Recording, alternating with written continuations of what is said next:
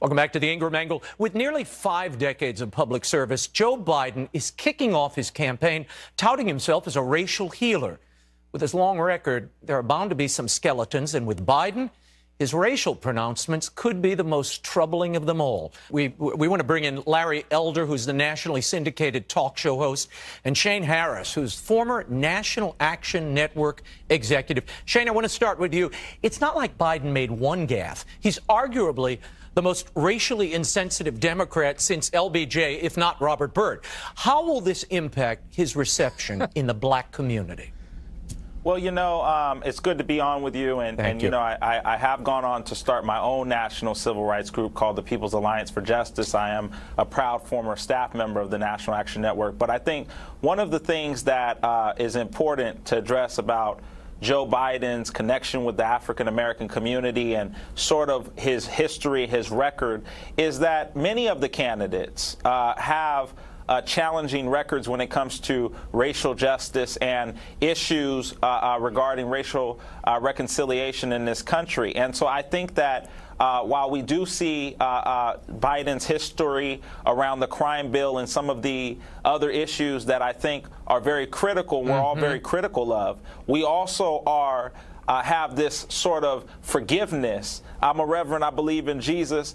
We have a reconciliation process, and we want to give people the chance to correct those mistakes. And I think that he is on to at the start of this campaign to addressing through even some of his recent hires like Symone Sanders, how he will deal with racial justice and how he will rewrite those wrongs historically. I'm glad you brought up Symone Sanders. Biden just hired her. Now, she was working for Bernie Sanders. She's a former CNN contributor.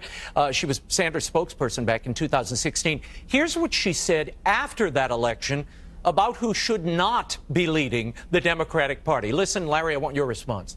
We don't need white people leading the Democratic Party right now. The Democratic Party is diverse, and it should be reflected as so.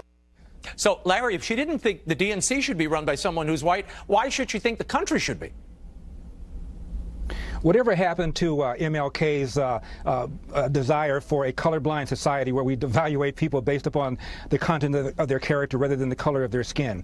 If Biden's rivals are trying to portray him somehow as a racist or racially insensitive, that's a tough putt. The comments that he made about busing in 1975 were comments that were made by a lot of people. There was white flight, there was black flight. Fast forward, busing is very unpopular, and in 1979 here in California, they passed an initiative to get rid of mandatory busing. And in the early 70s, there was a Gallup poll showing that the majority, almost half of blacks opposed busing, 72% of whites opposed busing. Regarding the crime bill, the majority of the members of the Congressional Black Caucus supported the crime bill before they turned against it. So, and also, Joe Biden served for 8 years as VP to the first black president. So to argue that Joe Biden is bigoted or racist or racially insensitive, to me, is a real heavy lift. Ed, you remember early on, he floated that overture to Stacey Abrams to be his running mate, or at least members of the Biden team did. What was that designed to do, and did you hear echoes of that in this speech today, in this announcement? Well, clearly, going right to Charlottesville in the opening announcement, it might be an appeal to African-American voters in particular, but I think it's a broader message where Joe Biden is trying to prosecute a case against President Trump directly in the primaries instead of going after Bernie Sanders, say, on Medicare for All or someone else on the Green New Deal.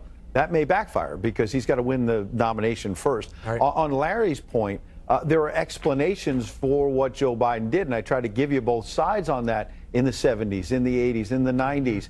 But the question, I think, is going to be, is he going to stand behind some of that and be strong and say, look, here's the full context, or is he going to go on an apology tour? Because a few weeks back, before he officially announced, he was already apologizing for some of these things. Yeah, it looks like the apology tour has already begun.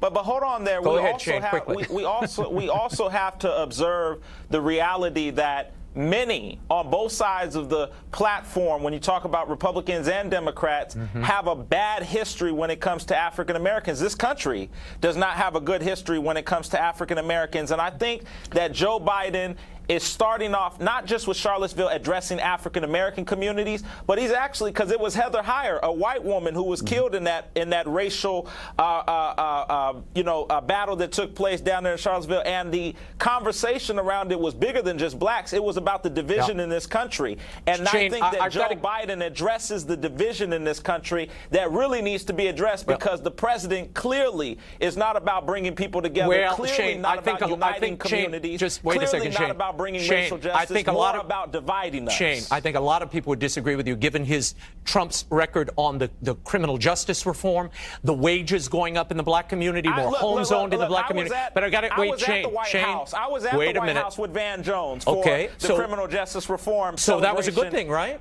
Yeah, that was a good thing. But we've also got to acknowledge the reality of how this administration has dealt with the racial biases and some of the real race riots that have happened in this country, and the rise of hate crimes. Why would he labor against his own party if there was some sort of bias toward the black community? Criminal justice reform was not something popular in Republican circles. Very quickly, Larry, I want to play this for you. There's a familiar refrain among some of the Democratic frontrunners. Bernie Sanders had this to say at the National Action Network meeting. Listen. We have a president today who is a racist, who is a sexist, who is a homophobe, who is a xenophobe, and who is a religious bigot.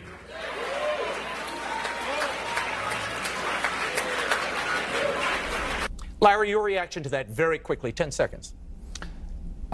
I think it's pretty rich for this to be said at the National Action Network, which is held by Al Sharpton, who was involved in the Crown Heights riots, who referred to the black mayor of New York as an N-word whore, who had all sorts of horrible things to say about homosexuals, who referred to Jews as diamond merchants, whites as interlopers, and for Sanders to denounce racism from there is pretty rich. Gentlemen, I'm up against a hard break. Thank you all.